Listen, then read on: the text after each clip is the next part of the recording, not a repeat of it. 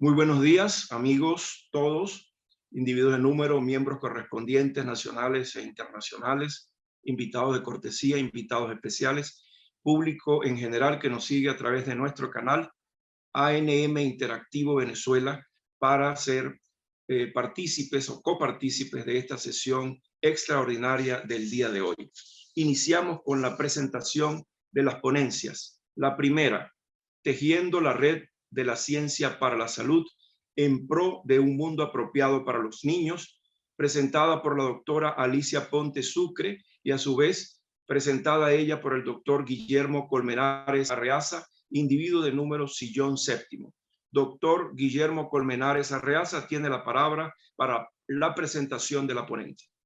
Gracias, señor presidente. Ya vamos a hacer la presentación de la profesora Alicia Ponte Sucre, que es profesora titular jubilada y coordinadora del Laboratorio de Fisiología Molecular de la Facultad de Medicina de la UCB, directora del posgrado de Ciencias Fisiológicas y coordinadora de investigación de la Facultad de Medicina de la UCB, y fue jefa de la Cátedra de Fisiología Humana. Actual es profesora de los posgrados de Ciencias Fisiológicas y Farmacología de la UCB. Es miembro de la Junta Directiva de la Fundación Venezolana del Avance para la Ciencia. Es vicepresidenta de la Fundación University de Diagnóstico. Es investigadora de los caminos moleculares, de los mecanismos moleculares relacionados con resistencias de drogas y desarrollo de drogas contra las enfermedades tropicales. En numerosas ocasiones nacionales e internacionales, y revisión de revistas y editora de libros de resistencia sobre las drogas. Señor presidente, agradezco darle la palabra a la profesora Alicia Ponte para presentar su trabajo Un mundo apropiado para los niños. Muchísimas gracias. Doctora Alicia Ponte Sucre tiene la palabra para la presentación de su ponencia. Bienvenida a su casa. Buenos días. Primero que nada quiero, por supuesto, agradecer encarecidamente a la Academia Nacional de Medicina por invitarme a compartir estas reflexiones con ustedes, y quién mejor que la Academia de Medicina para vincular la ciencia para la salud en pro de un mundo apropiado para los niños. Y sin más preámbulo y agradeciendo de nuevo a todos ustedes su audiencia, vamos a comenzar. Lo primero que quiero mostrar es una frase que mencionó el doctor Bill Foege en el 2011 con relación a la erradicación de la viruela. Acabamos de hablar acerca de vacunaciones y niveles de vacunaciones en nuestro país en relación a los niños. Y esta frase es lapidaria. Si una casa está en llamas, nadie pierde el tiempo poniendo agua en las casas cercanas, por si acaso el fuego se propaga. Se apresuran a verter agua donde hará mejor bien, en la casa en llamas. El doctor Foege fue el diseñador de la estrategia de erradicación de la viruela y creo que sus palabras siguen vigentes hoy en día. Por otra parte, quiero un poquito recordar todo lo que tiene que ver con los objetivos del milenio, debido a la importancia que cobran a este momento, y ya para el 2015 podíamos decir que este era un año crucial para los objetivos del milenio. Ya tenía 15 años la declaración del milenio, que fue realizada en el 2000 por los 189 miembros de la ONU, de los Estados miembros de la ONU, y era muy importante coordinar esfuerzos para el desarrollo de las naciones y sus habitantes. Esta declaración, que se firmó en la Asamblea General en el 2001, tenía como objetivos metas que tenían que ver, que tenían que ser teóricos, visionarios, pero a la vez pragmáticos. Y el compromiso, establecer un mundo apropiado para los niños. Y eso lo dice textualmente esta declaración conjunta. ¿Por qué los niños? porque los niños, primero y principal, sabemos que no tienen ninguna responsabilidad de lo que está ocurriendo en el mundo, por una parte, y tienen un derecho inalienable a salud, educación, protección e igualdad. Pero es un desafío muy grande poder preservar estos derechos de los niños, y es por eso que en los objetivos del Millennium se decretaron varios objetivos que estaban relacionados con esto, que son el 4, el 5 y el 6.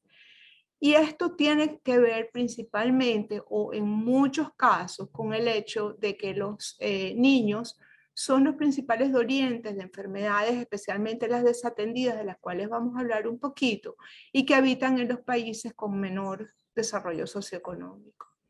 Y principalmente porque constituyen más de 1/3 de la población mundial, y eso los hace necesariamente recipendiarios de derechos que nosotros tenemos que preservar como adultos. En el 2015 salió este informe de UNICEF que tenía que ver con el hecho de que realmente los objetivos del milenio tenían que ver con los niños. Y ellos hacen una serie de consideraciones, y especialmente tienen una parte que tiene que ver con América Latina y el Caribe, debido a la importancia de esta zona del mundo para lograr estos objetivos, y para nosotros entonces es muy importante. Y enfatiza este informe que los objetivos del milenio solo se lograrán si se protegen los derechos a la salud, la educación, la protección y la equidad de los niños. Cuando se publicó este informe en el 2005, el panorama era bastante esperanzador, debido a que había logros en relación a la disminución del hambre, aumento de educación y equidad, reducción de la mortalidad infantil y la mejora de la sostenibilidad ambiental.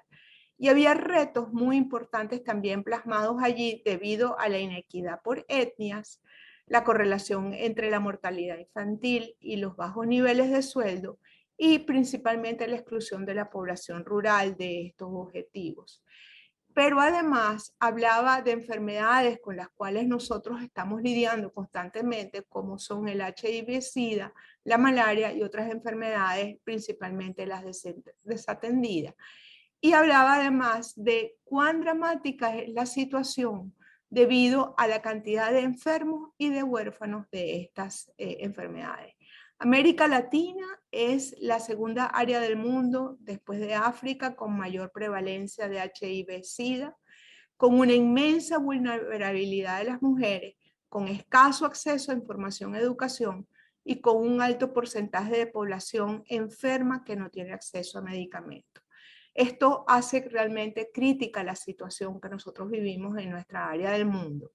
Y es necesario entonces entender que los socios para lograr este desarrollo son fundamentales, debido a que necesitamos resolver situaciones que tomen en cuenta que el trabajo sea cooperativo, estratégico, financiero y humano. ¿Qué pasa en el 2022? El doctor Horton, que es editor de Lancet y que al menos yo admiro profundamente, nos habla en abril de este año que el éxito más extraordinario en salud que ha habido es que ha habido una disminución apreciable de la muerte de los niños menores de 5 años, pasando de 10 millones a 5 millones. Es decir, que realmente ha sido un objetivo importante.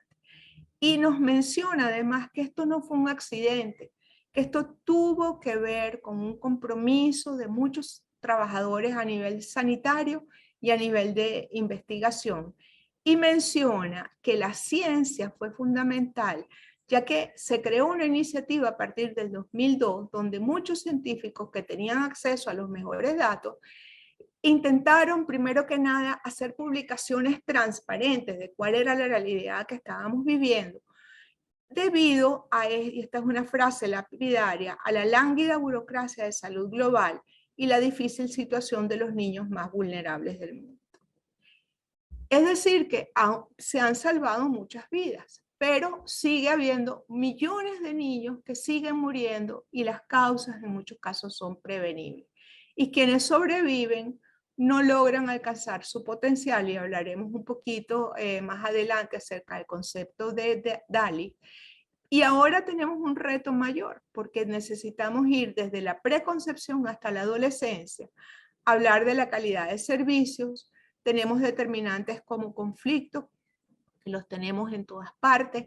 La educación, podemos pensar en educación a distancia versus educación presencial, y una situación que ahora está realmente siendo muy dañina, que es todo lo que tiene que ver con las normas de género que se están implementando o produciendo debido a la situación de lo que se denomina la cultura progre. Y no podemos dejar de mencionar la salud mental, enfermedades no transmisibles, lesiones, traumatismo, etc. ¿Dónde está Venezuela en este panorama?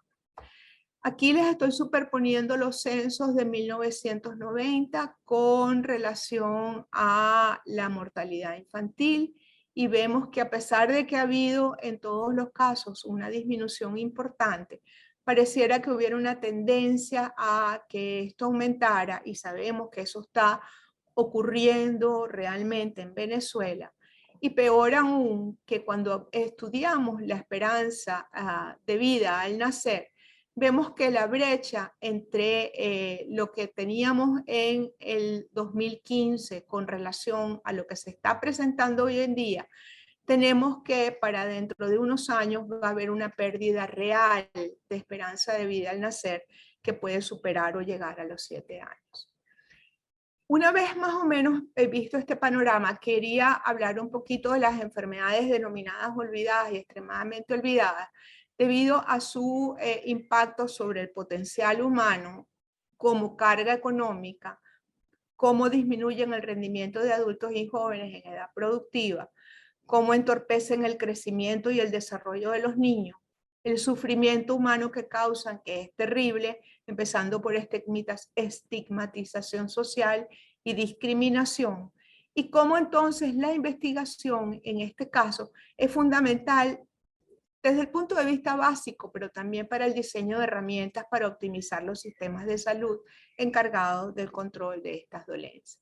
Entonces aquí me quiero detener en el concepto de DALI, que yo sé que todos lo manejamos, pero que para mí es importantísimo, porque una cosa es mortalidad y otra cosa es tener una vida cuya calidad sea tan deplorable que no podamos ser productivos, ni para nosotros ni para la sociedad. Es decir, que cuando nosotros nacemos, esperamos tener una vida que va a ser sana, pero con las brechas de enfermedades y de las situaciones que estamos viviendo, llegamos a un momento en el cual tenemos una enfermedad que no nos permite ser productivos o incluso nos transforma en discapacitados, y podemos llegar a tener a una muerte temprana. Es decir, que hay una pérdida real del número de años que pudieran ser potencialmente productivos, y es por eso que se define como tiempo perdido debido a la muerte y el tiempo deshabilitado por enfermedad. Un DALI es, por lo tanto, un año de vida saludable perdido. Y esto, a pesar de ser del 2014, este informe de la Organización Mundial de la Salud nos hablaba cómo la filariasis linfática en 2004 ocasionó la pérdida de 5.941.000 años de vida productiva. Eso es una tonelada. No tengo idea de cómo estará eso en este momento. Si nosotros ahora nos abocamos a la pandemia, por supuesto, ha interrumpido los avances de los objetivos, en este caso los sustentables, de los cuales vamos a hablar un poquito más adelante, debido, por ejemplo, en relación a la salud materno-infantil, a cómo ha habido reversiones en supervivencia, nutrición y educación. Cómo hay una mayor vulnerabilidad de los niños y mujeres a montones de cosas, incluyendo violencia, abuso, etcétera. Y esto es más evidente en las poblaciones pobres. Cómo hay limitaciones en la respuesta a la pandemia que tienen que ver con desafíos importantísimos que necesitamos transformar para que la agenda para la infancia sea lo mejor posible en cuanto a salud mundial. Y los gobiernos y las agencias han cometido muchos errores y ustedes los conocen posiblemente mucho mejor que yo porque tienen acceso a información privilegiada, que están mal preparados para establecer prioridades en cuanto a las necesidades y responder de una manera integral. Y por supuesto, no podemos dejar de mencionar el fracaso de la conferencia de la ONU sobre cambio climático y los desastres humanitarios que tenemos en Afganistán, Tigre, Etiopía, invasión en Ucrania, sin hablar de lo que no sabemos bien en América Latina. Por lo tanto, hay aparentemente una necesidad urgente de un esfuerzo global revitalizado para lograr que la salud de cada niño sea óptima para todos. Y solamente les voy a mostrar una gráfica que para mí es contundente. Si nosotros tenemos en esta gráfica el PIB per cápita de los países, teniendo los que están en amarillo, los que están mejor, y tenemos en gris los que están sin datos, los marrones muy oscuros, pues inferior a 1, y así tenemos una escala global. Si a eso superponemos en la distribución de las enfermedades desatendidas en el mundo, vemos que hay una correlación maravillosa o demasiado buena, lamentablemente, entre el PIB, la distribución del PIB per cápita, esto está en miles de dólares para el 2018, con estas enfermedades desatendidas, indicando que realmente la situación de las enfermedades desatendidas es dramática a nivel mundial. Y con tantas personas que quieren migrar a las zonas desarrolladas del mundo, yo tengo la sensación de que esto va a empeorar. ¿Pero qué son las enfermedades desatendidas? Y solamente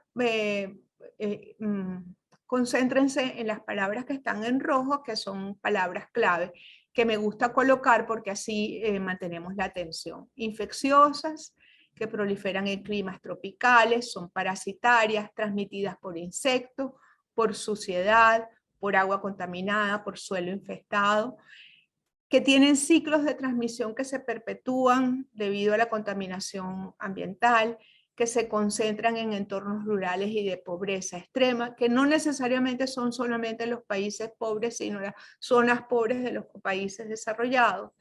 Y es verdad que en algunas zonas del mundo han desaparecido, y esto tiene que ver con mejores niveles de vida e higiene, lo cual habla de que la prevención es un elemento importante en este caso.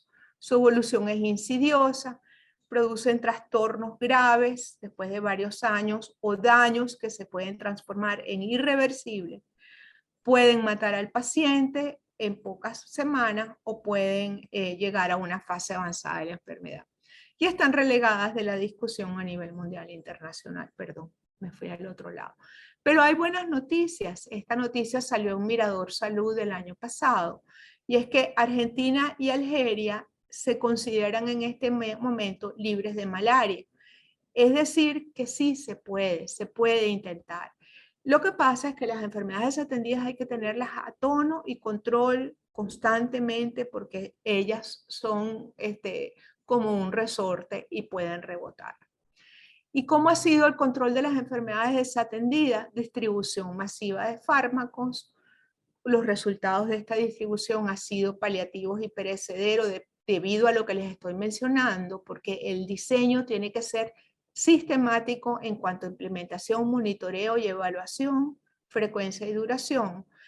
Hay que delinear herramientas en búsqueda de soluciones factibles y a largo plazo, y aquí la educación en salud, lo que está haciendo el doctor Urbina en este momento, es fundamental y tiene que llegar a todas las poblaciones a nivel mundial. Y principalmente el objetivo más importante desde mi punto de vista es lograr un mundo apropiado para los niños. Y es entonces donde yo voy a hablar de la investigación un poquito, como les dije antes, fundamental en el diseño de herramientas de diagnóstico, epidemiológicas, preventivas y terapéuticas. ¿Y esto por qué? Porque necesitamos optimizar los sistemas de salud encargados del control de estas enfermedades y tiene que ir de la mano con la generación de conocimiento. Necesitamos comprender las enfermedades y sus agentes patógenos, y esto significa ahondar en la fisiología la patología, principalmente la fisiología del organismo causante y sus relaciones con los hospederos, y producir entonces un conocimiento de calidad que sea útil a mediano o largo plazo para mejorar la salud a nivel mundial. Hablé de conocimiento y quiero resaltar un poquito que el conocimiento entonces, que es lo que se produce al nosotros generar datos y transformarlo en un conjunto de ideas que tengan un fundamento, que puede cambiar, que no debe ser dogmático, pero que nos permite avanzar en lo que queremos, es realmente un instrumento súper potente para mejorar la salud mundial. ¿Y qué es lo que nos permite la ciencia translacional? Pasar del saber al hacer.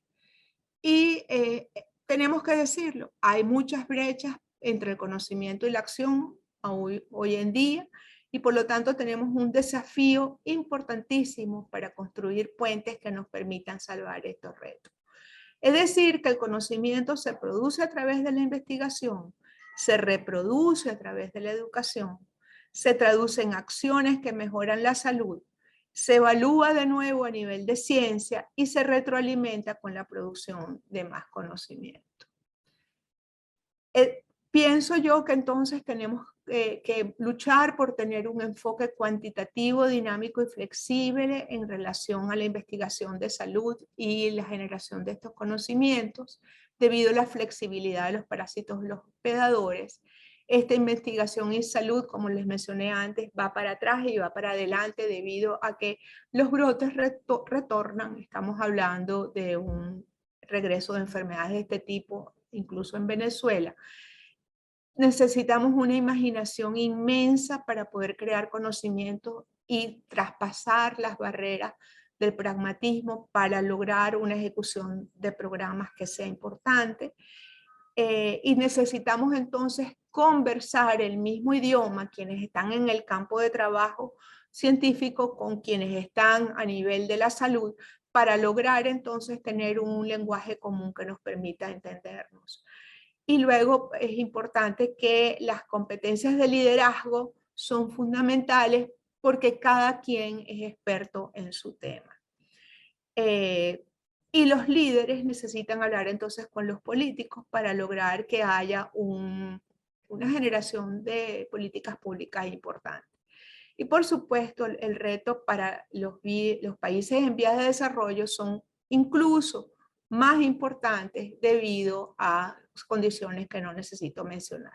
Ahora voy a mostrar algunos ejemplos muy pequeños de las cosas que se han hecho en Latinoamérica recientemente y que son importantísimas para tener conocimiento que nos permita entender estas enfermedades y lograr acciones que sean fundamentales para tener investigación en salud adecuada.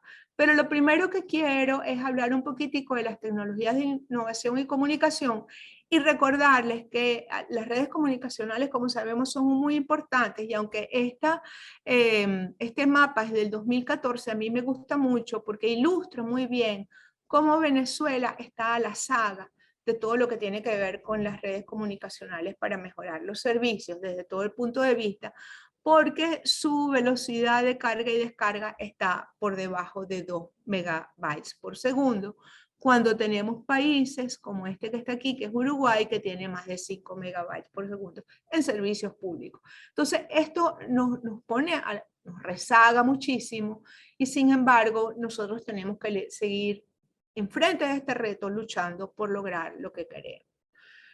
Este ejemplo es un grupo de Medellín que con sistemas de información geográfica para comprender la epidemiología de las enfermedades ha logrado superponer las zonas boscosas con la distribución, por ejemplo, de leishmaniasis en Medellín, y esto fue importantísimo para lograr crear situaciones de prevención y de educación a las comunidades, que ha ayudado a mejorar la situación de la leishmaniasis en este país. Esto es una iniciativa ya a nivel mundial, pero los organizadores son latinoamericanos, y les coloco aquí la página web donde ellos han hecho una serie de redes que tiene que ver con educación, con ninguna madre debe morir, telemedicina como tal, y esta que es información a los pacientes. directamente hecha con un lenguaje que puede ser entendido por pacientes de todo tipo. Claro, aquí tenemos un círculo vicioso porque sin buenas redes de comunicación, ¿cómo logramos que esto llegue? Pero bueno, seguimos adelante. Con cosas más concretas, es importantísimo, por ejemplo, la labor que ha hecho Argentina y luego distribuido a varios países del mundo, perdón, de Latinoamérica, entre los que se incluye Venezuela, con relación a diagnóstico de enfermedades, y este es un ejemplo con relación a la enfermedad de Chagas, en el cual se utilizaron sondas específicas para diseñar un PCR que permitió rápidamente lograr una situación de diagnóstico importante, genómica de los parásitos, y estos son computadoras en red a lo largo del mundo que permitieron, con información que provenía de Latinoamérica, establecer o ayudar a establecer todo lo que tuvo que ver con el proyecto Genoma de Trypanosoma cruzi, brucei y leishmania, y estos fueron los diferentes sistemas que se utilizaron para hacer un dot plot y establecer los diferentes clones que tenían que ver con Chagas, con Trypanosoma cruzi, como la microscopía confocal desarrollada en Brasil, o desarrollada, no, implementada a gran escala en Brasil, ha permitido estudiar la organización submicroscópica de parásitos patógenos, y aquí Vanderlei de Souza es un líder mundial que ha sido importantísimo en ese caso y ha permitido entonces conocer a fondo la estructura de este parásito que es Trypanosoma cruzi. Aquí vemos la organización de los minicírculos y maxicírculos, que son muy importantes a nivel de la enfermedad de Chagas. Tenemos diseño, síntesis y evaluación de fármacos en enfermedades desatendidas. Y Roberto Sánchez Delgado de Libby, que en paz descanse, fue un líder mundial junto con Julio Urbina en relación a este tema. Y bueno, Julio está en Estados Unidos, Roberto lamentablemente falleció, pero su trabajo fue fundamental en este caso. Incluso con impresión en 3D para este diseño de fármacos que ha sido tan importante. Y finalmente las redes de comunicación a nivel mundial, con un montón de diferentes páginas en las cuales uno puede realmente encontrar información muy valiosas que están en la web, en tu teléfono, y que te permiten entonces estar comunicado con el resto del mundo para estas cosas tan importantes de enfermedades desatendidas. Pongo unos ejemplos muy pequeños: diagnóstico de malaria en la India, diagnóstico de tracoma en África, y esto ha permitido salvar la visión de, yo creo que ya deben ir como por 9 millones de niños, lo cual es una maravilla, porque lo que hacen es ubicar dónde está el niño, buscar la forma de trasladarlo al hospital y luego entonces hacer la intervención quirúrgica que se necesita y salvan al niño. Luego, dispositivos utilizando teléfonos celulares para detectar sífilis y HIV. No puedo dejar de mencionar a nuestro querido SOS Telemedicina venezolano en nuestra Facultad de Medicina, que ha sido tan importante en muchísimos casos, como ver microscopías de alta resolución en teléfonos, y esto creo, si no recuerdo bien dónde es, pero creo que también es en Brasil, aplicaciones para lograr encontrar medicinas donde no las consigues, y esto es venezolano, es un estudiante del posgrado de farmacología, Jesús Cáceres, que creó este software para hacer esto. Y luego tenemos este laboratorio clínico en tu celular, que es una maravilla, por supuesto, discreto, pero logra muchas cosas. Y esto que es en Perú, que es una aplicación para lograr tener una mejor nutrición para los niños. Vemos entonces que a pesar de lo difícil que es hacer investigación en Latinoamérica y lo difícil que es lograr tener avances de primera línea en nuestro continente, debido principalmente, además de la complejidad que tenemos en las enfermedades que trabajamos, cómo es necesario un trabajo coordinado en el cual el Big Science tenga una relevancia importantísima. cómo el conocimiento se produce desde el investigador individual hasta el investigador en redes, pero todos tenemos que estar en red porque la comunicación a nivel global hoy en día es importante. Y eso lo reitero aquí, generar conocimiento es un asunto global porque lo que aportemos cada uno va a ser útil a otros a través de la web. Y cómo la colaboración es el protagonista por excelencia del desarrollo científico y en estas enfermedades también. Llegamos entonces a el reto más grande que tenemos hoy en día, sobre todo a la luz de la COVID, con los objetivos del desarrollo sostenible establecidos en el 2015 por las Naciones Unidas, donde hay necesidad de un balance, a mí no me gusta usar la palabra equilibrio, entre lo social, lo económico y lo medioambiental, para lograr un desarrollo sostenible que sea equitativo y viable. Y estas son observaciones de la misma Organización de las Naciones Unidas. Lograr estos objetivos es muy difícil debido sobre todo a la situación que estamos viviendo en este momento. Sin embargo, es un compromiso y es un reto que tenemos que tener nosotros y que en América Latina sería un sinónimo de independencia y de expresión de justicia, especialmente debido a las situaciones que vivimos diariamente y que este es el edificio de la ONU cuando se decretaron los Objetivos de Desarrollo Sostenible, y no puedo dejar de mencionar, a pesar de que yo esta charla ya la había ofrecido el año pasado, de mencionar a 3 personas que este año en Venezuela son noticia: el doctor Oscar Noya, el doctor José Luis Ramírez y el doctor Jaime Charris de la Facultad de Farmacia, Ciencias y Medicina, que acaban de obtener el premio Fundación Empresas Polar y que han entendido que es necesario hacer esa traslación de la información y el conocimiento básico a cosas que hacer. Y yo tengo el gran orgullo de decir que mi tutor de tesis doctoral fue el profesor José Luis Ramírez. Y yo desde esta vitrina les mando una felicitación a los 3.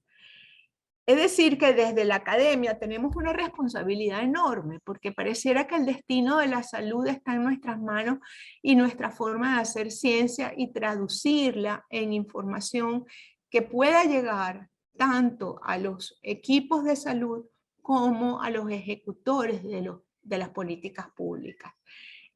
Sobre todo porque nosotros somos, yo diría que privilegiados, porque podemos extender las manos y completar el puente que necesitamos para lograr esto. Yo siento que es un reto y que por lo tanto somos responsables de crear conocimiento y convencer a los ejecutores de las políticas públicas de usar ese conocimiento para lograr el control y la prevención de las enfermedades desatendidas y en especial las enfermedades desatendidas de los niños. Sobre todo porque necesitamos optimizar las condiciones de vida de la población y lograr un mundo apropiado para los niños. ¿Qué hemos logrado en el 2020? Y ya estoy terminando. Podemos decir que los avances en salud del siglo XX son atribuibles principalmente al conocimiento, y yo creo que estamos de acuerdo en todos en eso, debido a cómo el conocimiento nos ha permitido, como dicen, vacunas, higiene, y no me acuerdo cuál es la otra, pues han logrado que tengamos un mundo más saludable y debemos seguir trabajando en ese sentido. Pero además necesitamos, por otra parte, fortalecer la investigación nacional a nivel de Venezuela. Yo sé que está muy difícil, pero hay que decirlo. Tenemos que movilizar alianzas mundiales en investigación en salud y lograr cooperación científica a nivel global, porque es importantísimo que nosotros entendamos que tenemos un mundo, una sola salud, y que global no es opuesto a doméstico. La perspectiva global tiene que reconocer ambas cosas y tenemos que seguir en ello. Finalizo con esta frase que es de Pablo Casals y que a mí me llega al alma. Disculpen, estoy muy emocionada.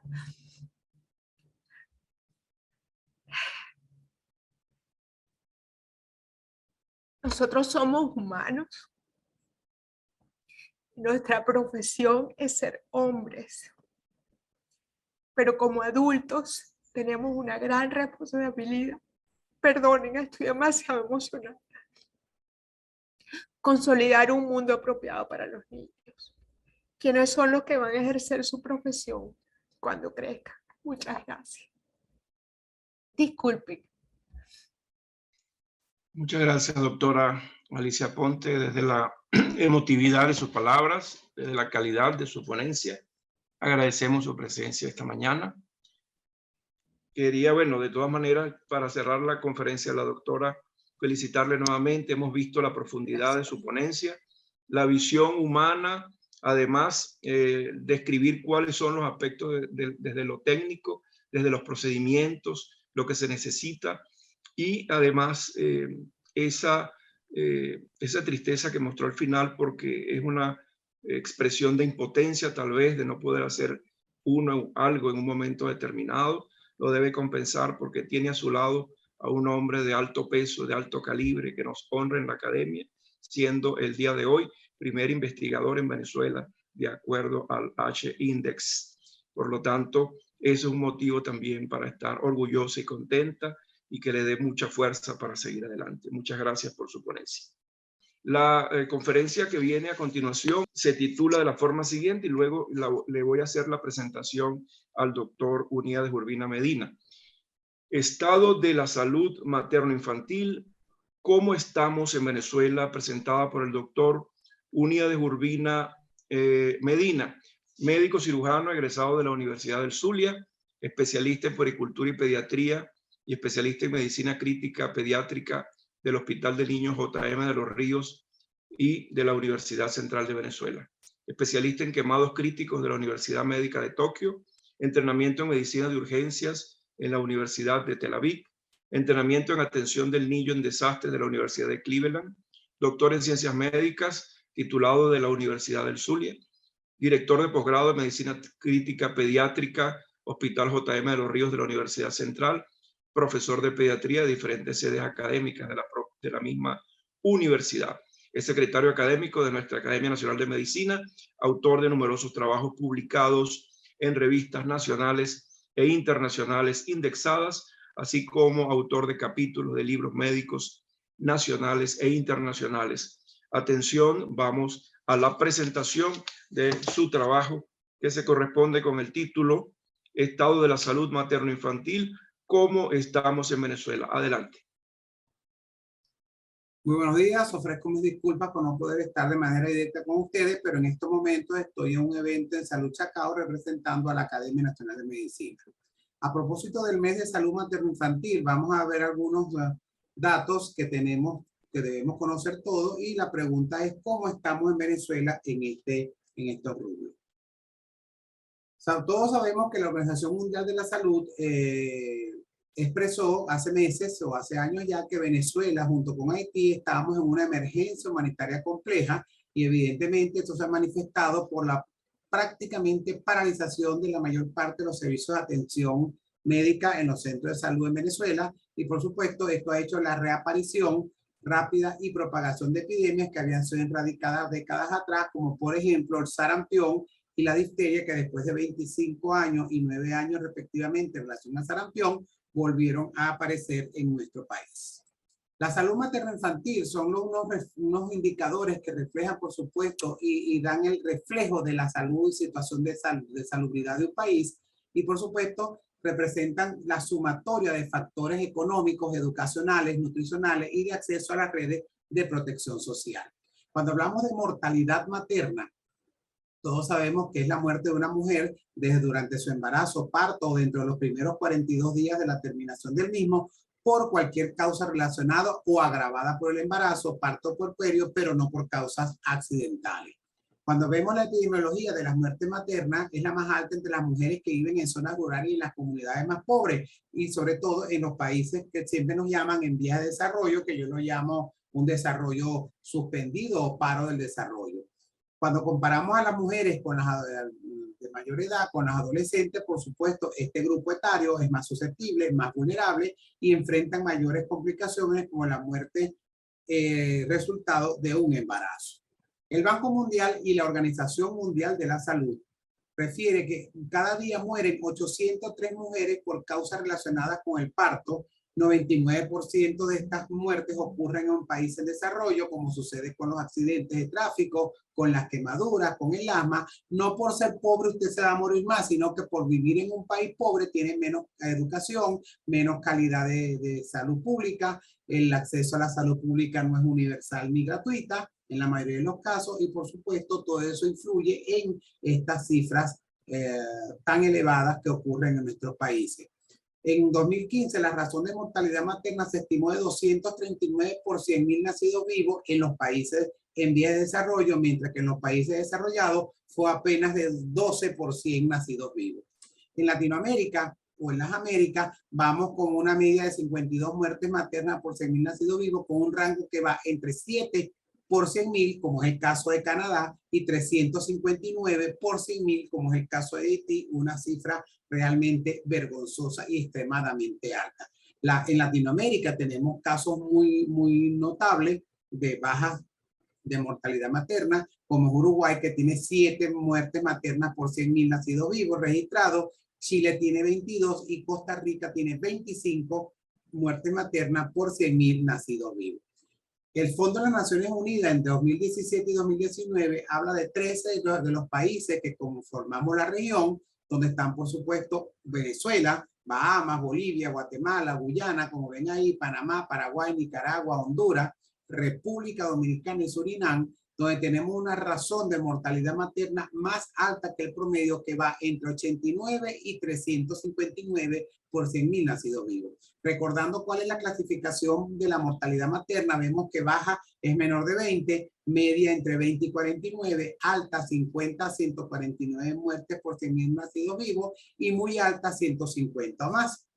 ¿Qué sucede en Venezuela? De acuerdo al boletín epidemiológico publicado accidentalmente en 2016, la mortalidad materna ha ido escalando posiciones. Después que estábamos en 72, pasamos a 76 y en ese año subimos a 126.6, lo que estamos hablando de una alta cifra o razón de mortalidad materna en Venezuela. En ese reporte se habla de 756 muertes relacionadas con el embarazo, parto y puerperio, y eso fue un aumento de 65.79%, 300 muertes más que las ocurridas en 2015, lo que indica y que nos coloca en situación muy vergonzosa, porque estamos hablando de que no se está atendiendo a este grupo de mujeres que resultan embarazadas, y por supuesto al no tener una atención adecuada nos lleva a 126.6 muertes maternas por 100.000 nacidos vivos. Eso quiere decir que el riesgo de muerte durante toda la vida para las mujeres que viven en países de alto ingreso es bajo. Fíjense ustedes cómo puede ser 1 por cada 180 en los países en desarrollo, mientras que en los países que piensan en sus ciudadanos, que son países desarrollados, llega a ser 1 por cada 2.200, 2.400 embarazos. El aumento de la mortalidad materna refleja no solo los factores de riesgo biológico inherentes a cada mujer, sino la vulnerabilidad de su condición, que se genera por ausencia de factores protectores, factores sanitarios protectores, la dificultad de acceso a servicios de salud gratuitos y universales, el no tener una educación adecuada y el no contar con sistemas de planificación, y sobre todo el embarazo en adolescentes, que nos está colocando entre los primeros lugares en Latinoamérica, siendo realmente un problema de salud nacional. Además, evidentemente tiene que ver con acceso por la distancia que necesitan recorrer ese grupo poblacional para tener acceso a una salud de calidad, factores socioeconómicos, porque muchas veces no tienen el dinero para pagar el transporte y llegar a esos lugares, esos lugares de difícil acceso a los centros poblados. Por supuesto, los factores culturales que influyen, los educativos y los sanitarios. Cuando hablamos de embarazo en adolescentes, es importante porque esto aumenta el riesgo de muerte para este grupo etario, y por supuesto en los menores de 15 años corresponde la mayor mortalidad materna, y las complicaciones del embarazo y el parto son una de las causas principales. Volvemos con el problema de los países en desarrollo, porque estas adolescentes que viven en lugares de muy poco acceso económico o muy poco acceso educacional y de salud salen embarazadas como medida de protección. Usualmente salen embarazadas por el PRAN o el generador de impacto negativo en esa comunidad, pensando que van a estar protegidos y simplemente se constituyen en un número más de este elevado número de embarazo en adolescentes. Cuando hablamos de la mortalidad infantil en Venezuela, también referidos al último boletín epidemiológico, vimos cómo aumentaron a 11.466 muertes en menores de un año en relación al año anterior, 2015. Eso significa un aumento del 30.12% en la mortalidad infantil. Los países más pobres, normalmente, si no mejoran sus estadísticas, por lo menos la mantienen, y Venezuela ya vamos viendo cómo en muerte materna y mortalidad infantil, lo que han hecho aumentar en los últimos años. En cuanto a los objetivos de desarrollo sustentable, la idea es bajar la mortalidad infantil a un dígito, y Venezuela, por supuesto, vemos como tenemos 14.8, y en el 2016 19.2 por 1.000 nacidos vivos. Eso significa que vamos retrasando la atención tanto de las mujeres como de los niños en su primer año y muchas veces en su primer mes de vida. En cuanto a la Organización Mundial de la Salud, habla que cada año mueren 11 millones de niños y niñas a nivel mundial. Eso representan 30.000 muertes por día, y el 40% de estas muertes ocurren durante el primer mes de la vida, y también ocurren básicamente en los países en desarrollo o países pobres. Más o menos alrededor de 2.7 millones de niños recién nacidos murieron en el 2015 y 2.6 de niños nacieron muertos. Eso es particularmente importante, por eso es importante que los partos sean atendidos por profesionales sanitarios capacitados en lugares que serían las maternidades o los hospitales generales con servicio de maternidad, que estén dotados de una manera adecuada para hacer el abordaje oportuno de estas parturientas y, por supuesto, de los recién nacidos que puedan nacer con algún problema. Entonces, en resumen, de acuerdo al boletín epidemiológico de 2016, aumentó 65% la mortalidad materna, aumentó el 30% la mortalidad infantil, ya que murieron 11.466 niños durante menores de un año en el 2016. Cuando hablamos del objetivo de desarrollo sostenible, de los 17, está el objetivo número 3, que es buena salud y bienestar para garantizar una vida sana y un goce pleno de los derechos de las personas a la salud. Entonces tenemos el objetivo 3, que es salud y bienestar, y por supuesto se consideran estos objetivos del desarrollo sostenible, que es el plan hasta 2030 de las Naciones Unidas, como la mortalidad infantil es un indicador clave de las condiciones de salud sociales y ambientales, y por supuesto Venezuela como signataria asumió el compromiso jurídico para reducir la mortalidad infantil a 9 o menos por 1.000 nacidos vivos para el 2015, cosa que no se logró, y este compromiso evidentemente no se logró cumplir. Dentro de las metas de este objetivo está reducir la mortalidad materna, llevarla por lo menos a 70 por 100.000 nacidos vivos. Ya sabemos que Venezuela está en 126.6 de acuerdo al informe epidemiológico 2016. Estamos en 2021, desconocemos la cifra, pero las condiciones alrededor de una muerte materna no han mejorado sustancialmente en Venezuela. Y la meta en cuanto a la 3.2, en cuanto a los recién nacidos y niños, es reducir las muertes prevenibles en recién nacidos y en menores de 5 años. Cuando una muerte materna natal sucede, hay un impacto con unas consecuencias emocionales y económicas y de salud para todos los miembros de la familia. Una familia que queda devastada, una familia que queda sin una madre, unos hijos que quedan huérfanos, por supuesto, sometidos o expuestos a múltiples abusos, a empezar a rodar de casa en casa para lograr sobrevivir. Cuando estos niños pierden la madre, evidentemente hay abandono, desamparo, maltrato, incluso los riesgos para su propia sobrevivencia. Desafíos muchísimos, evidentemente. Lo primero que hay que hacer es lograr una salud universal gratuita para la población. Hay que empoderar a las comunidades para que ejerzan sus derechos, cosa que está prácticamente anulado en Venezuela. La gente no protesta, la gente no se queja por miedo sembrado a que al hacer una protesta pues puedan verse afectada la calidad de vida o la vida, como sucedió en el año 2017. Hay que regionalizar la atención perinatal para que pueda tener acceso todo el mundo o todas las mujeres embarazadas a esta atención antes, durante y posterior al parto, lograr que el 100% de los partos sean institucionales y lograr los mejores estándares de calidad en atención.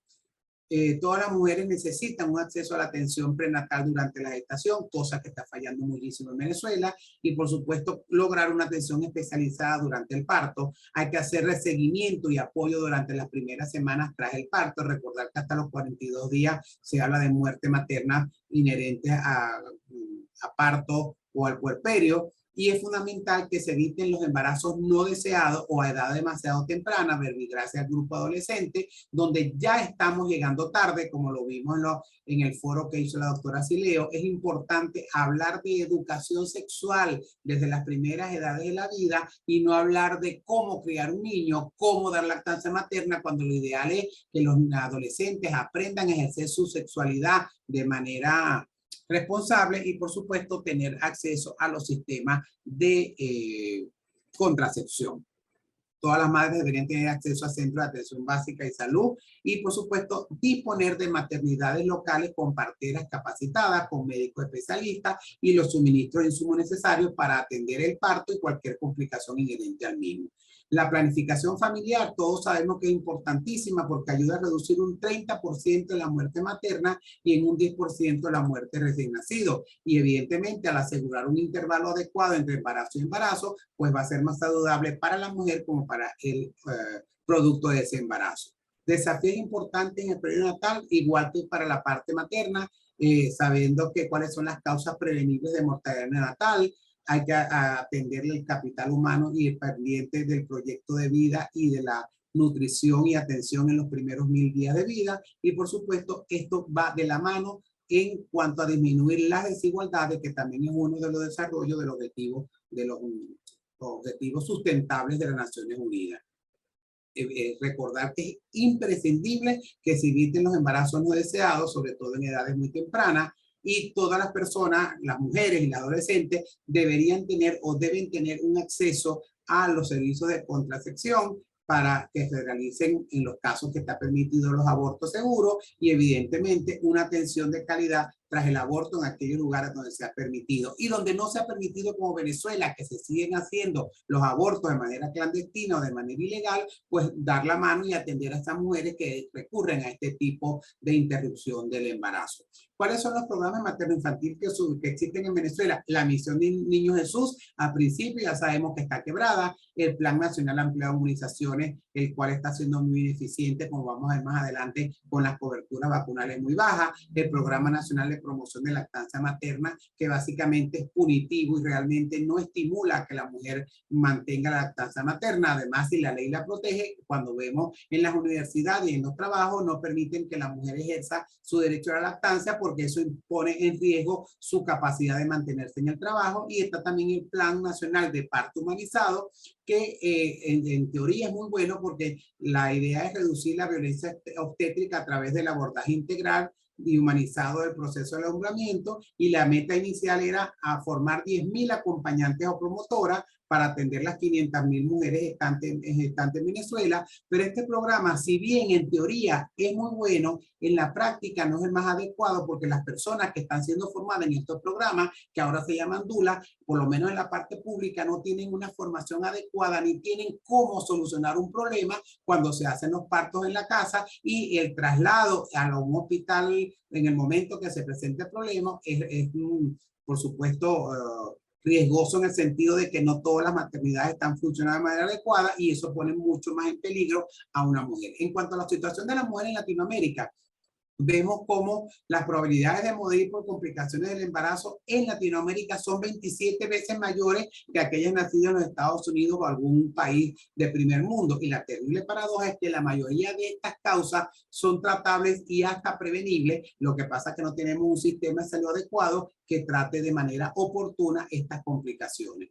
No se dispone de atención de salud completa en Latinoamérica y el Caribe y muchas mujeres por falta de educación no aprenden prácticas sencillas de salud, higiene y nutrición para ellas y su familia. La combinación de emergencia en alimentación disminuye las probabilidades de que los niños más pequeños y embarazadas que sufren además de nutrición severa, sobre todo el grupo de adolescentes, tengan una menor posibilidad de sobrevivir y muchas de ellas sufren complicaciones durante el parto o el puerperio. Mecanismos en Venezuela para la protección de la infancia, por supuesto que hay en papel la Ley Orgánica de Protección de Niños, Niñas y Adolescentes que se promulgó en el año 2000 y por supuesto la Convención de Derechos del Niño, tanto del niño como el niño hospitalizado, las cuales son violadas constitucionalmente por el Estado venezolano al no asegurarle una calidad de vida ni una calidad de atención a nivel hospitalario. Cuando revisamos el resumen de inmunización de las Américas en el del año 2020, producido por la OPS, vemos cómo Venezuela, fíjense ustedes, la BCG, que era una de las banderas del programa de preinmunizaciones, bajó 82%, hepatitis B, que debe ser puesta en las primeras horas, en la primera hora posterior al nacimiento, apenas llegamos a un 50%, y cuando vemos la polio 62% y difteria, tétano y pertusia apenas 54% en menores de un año. Cuando sumamos, restamos y dividimos, eso nos da un promedio de 41.3% de cobertura vacunal. Entonces, si la OMS dice que 90-95% es un programa de vacunación aceptable, imagínense ustedes con un promedio de 41.3. Esta lámina, que no la puedo agradecer al Ministerio Popular, pero sin embargo de ello la fusilamos en una de las presentaciones que escasamente nos invitan, vemos cómo las coberturas vacunales, fíjense ustedes, BCG bajó al 75% en el año 2020 y así sucesivamente, que también sumamos, restamos y nos da 41.3 de cobertura nacional en el plan de inmunizaciones del Ministerio Popular de la Salud. Por supuesto, esto ha llevado a la reemergencia de enfermedades como difteria y sarampión y por supuesto las paperas también hicieron eclosión en el año 2009 porque no hubo vacunación suficiente y les quiero informar que no hubo dinero para el año 2022 para el programa de inmunizaciones del Ministerio Popular de la Salud. Quiere decir que para este año no tenemos vacunas por el país, sino que las que se están poniendo son por donación de organismos internacionales como Cruz Roja, UNICEF y OPS. En cuanto a derechos humanos y mortalidad materna, por supuesto, desde el momento que una mujer se embaraza, ya tiene un riesgo de muerte en países como Venezuela y el resto de Latinoamérica. Eso es una violación de los derechos humanos a la salud y al libre ejercicio de la sexualidad, ya que no se le garantiza la atención oportuna de calidad en embarazo, parto o puerperio. Por supuesto, todas son violaciones de los derechos humanos, de la salud, a los derechos sexuales y reproductivos y a la no discriminación de género. Quiere decir que el Estado venezolano permanentemente va violando los derechos de todos nosotros en los diferentes aspectos, educación, salud. Y hay violación a la vida porque la mortalidad materna es evitable en la gran mayoría de los casos, que es la gran paradoja. En cuanto al embarazo de adolescentes, Venezuela subió, ya sabemos, a primer lugar en embarazo entre 15 y 19 años en la parte región andina, suramericana y caribeña, con una tasa de 95 embarazos por cada 1000. Consecuencias para la población de este descalabro de la salud materno-infantil en cuanto a la nutrición materna y la falta de control prenatal. Por supuesto, ya tenemos una generación afectada en peso y talla. Tenemos venezolanos que van a ser talla, que lo es per se, sino que el cerebro, al no tener la nutrición adecuada en los primeros 1000 días de vida, va a ser un cerebro que no hace las conexiones sinápticas adecuadas y es un cerebro que no va a tener la capacidad, esa persona, de desarrollar al 100% sus capacidades y va a tener entonces que ser como empujado y solamente estirar la mano para que papá Estado le dé una bolsa de comida para sobrevivir o apenas subsistir. Estrategia propuesta muchísima, la atención médica humanizada centrada en la persona, la educación respetuosa centrada en la familia, evaluación integral de los grupos con una mirada anticipatoria a la promoción de la salud y promover el mejor comienzo de vida y hábitos de vida saludables. Promover las situaciones y prevenir las situaciones de riesgo a través de educación para la salud, identificar a los niños en situación de riesgo, acompañar a los niños y sus familias que tienen enfermedades crónicas, por supuesto, pero todo esto queda en el papel porque al no tener un sistema de salud adecuado, todo esto, por supuesto, no logra hacerse. Desarrollar los protocolos que están escritos, lo que pasa es que no se ponen en práctica o se hacen oídos sordos a las sugerencias que hacemos desde las sociedades científicas y de la academia. Y, por supuesto, debe haber un manejo multidisciplinario o interdisciplinario para situaciones especiales como enfermedades crónicas, pobreza, maltrato, acoso escolar, muy en boga en los últimos días, embarazo precoz y las migraciones. Y hay que vincular a la familia a los recursos y coordinar la atención coordinación con los socios de la comunidad. Venezuela en el ámbito latinoamericano e internacional, por supuesto, pasa por evaluaciones que hacen los diferentes organismos en cuanto al cumplimiento, entre otras metas, de los objetivos de desarrollo sostenible, y por supuesto, junto con Haití, Guatemala y Guyana y Belice, somos los que estamos más rezagados en el ámbito latinoamericano en cuanto a los 17 objetivos de desarrollo sostenible, y si bien hay un índice de cumplimiento global, Venezuela ocupa el puesto 108 de 162 países con una puntuación de 63.1, como vemos aquí, y cuando vemos dónde peor estamos, vemos como en los objetivos, el fin de la pobreza, hambre cero, industria e innovación, reducción de desigualdad, de vida submarina, justicia e instituciones sólidas, donde peor estamos, pero la salud no deja de estar muy por debajo de lo que se estima deberíamos alcanzar para el año 2030.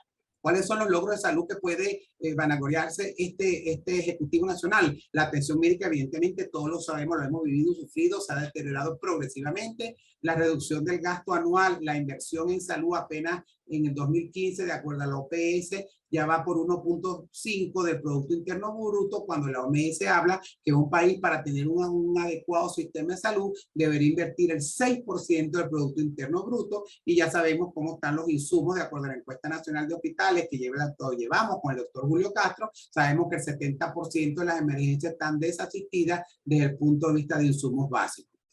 Ha habido aumento de la mortalidad materna y la mortalidad infantil, la reemergencia de enfermedades controladas como la difteria y el sarampión, y en cuanto a polio estamos en muy alto riesgo junto con Perú, Panamá y República Dominicana de que pueda reintroducirse, bien sea por vacuna o bien sea por virus salvaje, la poliomielitis en Venezuela, con una muy baja cobertura vacunal que habla la OPS por debajo de 80%, pero cuando revisamos la lámina del Ministerio Popular de Salud, apenas tenemos un 52 a 55% de cobertura vacunal con la tercera dosis de polio, que es la que se utiliza como marcador. Y entonces todo esto es lo que, basado en esta evidencia y lo que les acabo de demostrar, la pregunta es a ustedes: ¿cómo piensan ustedes que está la salud materno-infantil en Venezuela? Eso se lo dejo a ustedes. Yo simplemente serví de vehículo para darle unos datos que todo el mundo debe conocer, lo que pasa que poco se dice.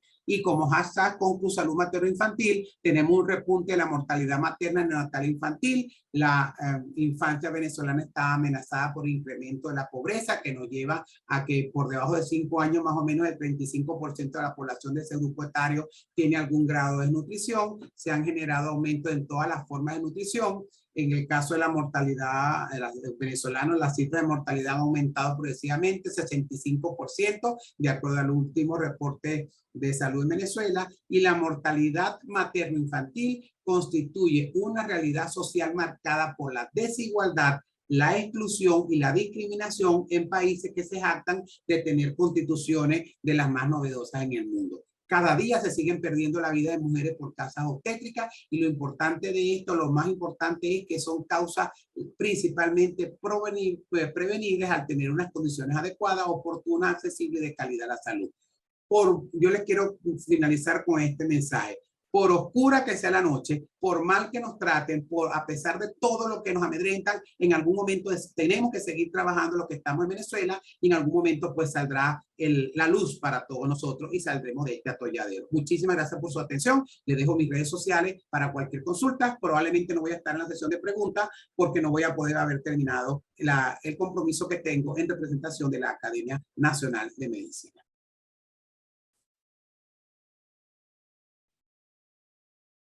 Muchas gracias. Esta fue la presentación del doctor Unidades Urbina Medina.